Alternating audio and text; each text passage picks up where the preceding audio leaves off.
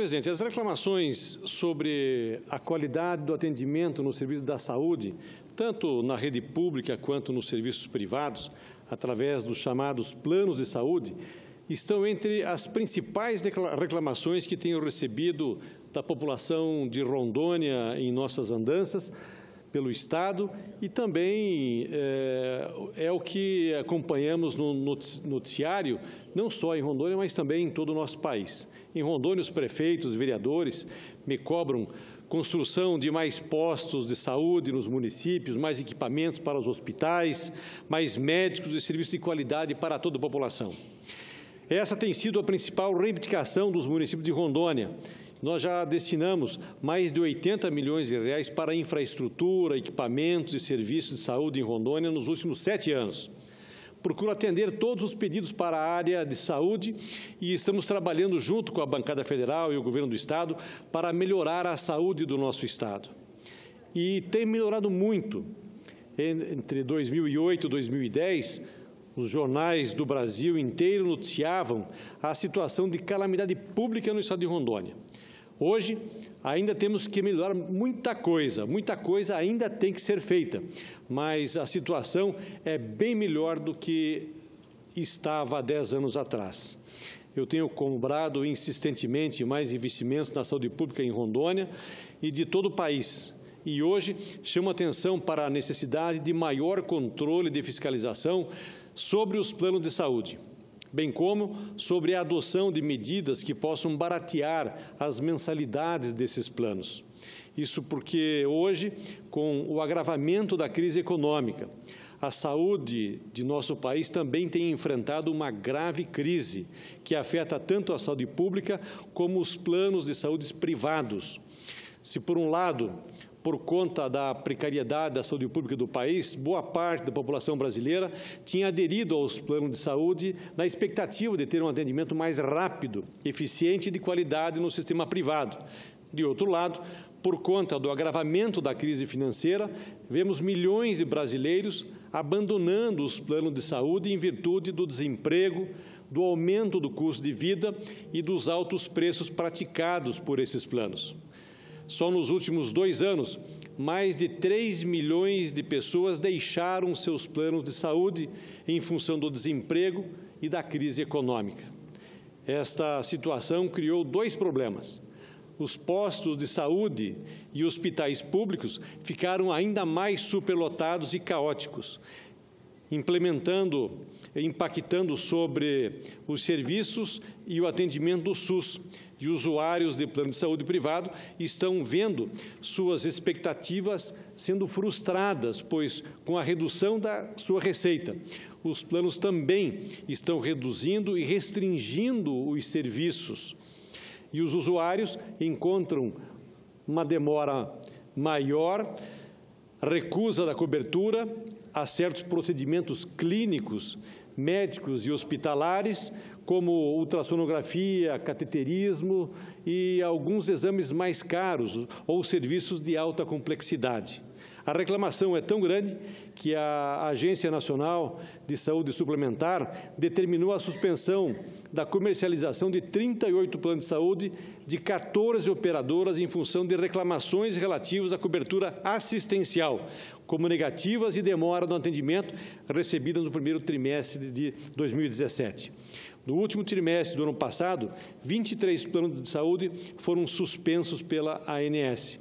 Entre as reclamações estão justamente a demora no atendimento, pedidos de consultas e exames negados e queixas sobre a cobertura do plano. A suspensão não afeta quem já tem o seguro, mas impede que as empresas vendam novos pacotes até uma próxima avaliação. Ao proibir a venda dos planos que estão sendo alvo de reclamações recorrentes sobre a cobertura, a ANS obriga as operadoras a qualificarem o serviço para atender com eficácia aos usuários. Somente mediante a adequação do atendimento, essas operadoras poderão receber novos clientes. Com prazer, ouço o senador Randolph. Senador Assir, fico satisfeito e surpreso com o tema que Vossa Excelência aborda sobre a situação atual do que ocorre, que, ao que me parece, é um verdadeiro assalto aos cidadãos, o que tem sido praticado por parte dos planos de saúde em todo o país, me permita dizer, com a conivência do Ministério da Saúde e da Agência Nacional de Saúde. Me causou espanto uma declaração recente do ministro Ricardo Barros, onde ele diz o seguinte: ninguém é obrigado a ficar, então é uma questão de mercado. Ora, os planos de saúde não podem ser tratados como uma questão de mercado. Não pode ser tratado única e exclusivamente, não pode ser tratado dessa forma. Se trata de uma questão de saúde pública. Além do mais, senador Assi, o que está ocorrendo, repito, é um assalto, é um descalabro. E sobre a cumplicidade da Agência Nacional de Saúde e do Ministério da Saúde. Foi autorizado para os planos coletivos de saúde um reajuste de mais de 43% nos planos de saúde. Senador Assi, isso equivale à inflação de uma década. Eu queria entender, nós conseguimos aprovar hoje, na Comissão de Assuntos Sociais, uma audiência pública para debatermos o tema. Eu queria entender qual a metodologia de cálculo que a ANS adotou para autorizar esse tipo de reajuste de mais de 43%. Qual foi o parâmetro? Porque, somando toda a inflação de uma década, não se chega ao número dessa natureza. Eu cumprimento Vossa Excelência por estar trazendo esse tema. Hoje de manhã tratamos esse tema na Comissão de Assuntos Sociais. É importante, antes de votarmos o próximo diretor da ANS aqui, que ele seja questionado. Não pode a agência reguladora deixar os planos de saúde ao bel prazer atuar e executar e fazer o que querem dos usuários dos planos de saúde. Cumprimento Vossa Excelência. Muito obrigado, senador Randolfo, pelo seu aparte. Entendo que saúde não é mercadoria e que os planos privados devem ser complementares ao SUS e não substitutos. Por isso, defendo mais investimentos na saúde e maior controle e fiscalização da Agência Nacional de Saúde sobre os planos de saúde de todo o Brasil. Todo cidadão deve ter acesso à saúde pública de qualidade e quem paga um plano de saúde deve ter acesso aos serviços complementares conforme previsto em contrato e na legislação que regulamenta o setor. O que vemos hoje é que, além das barreiras que muitos associados encontram na hora de utilizar seus planos de saúde, como a demora da marcação de consultas e a exclusão de coberturas de exames e internações, as intervenções cirúrgicas mais sofisticadas, como transplante, colocação de próteses e cirurgias cardíacas, inclusive os tratamentos mais caros e prolongados, como tratamento do câncer, acabam atendidos pelo SUS, que também não consegue atender a toda a população na hora que é preciso. No início dessa semana, quando ouvia relato do jornalista Boechat sobre uma ouvinte de seu programa da Rádio Bandeirantes, revoltada porque seu marido morreu em um hospital do Rio de Janeiro por falta de cobertura para o tratamento com quimioterapia em seu plano e também pelo SUS. Ela tinha plano de saúde que não cobria o tratamento. O SUS também não cobria e, quando ela conseguiu os recursos familiares, de amigos, para fazer o tratamento, o seu marido já tinha falecido. Ou seja, chega um momento que a pessoa não tem mais para onde correr. Portanto, o que precisamos é reformular o SUS e atualizar a regulamentação do setor de saúde complementar para que possamos definir o que é competência do SUS e o que deve ser obrigação dos planos de saúde. Aqui no Congresso, já aprovamos nas comissões do Senado e na Comissão de Seguridade Social da Câmara dos Deputados o projeto de minha autoria que obriga o SUS a pagar o implante de válvula aórtica por meio de catéter para os idosos.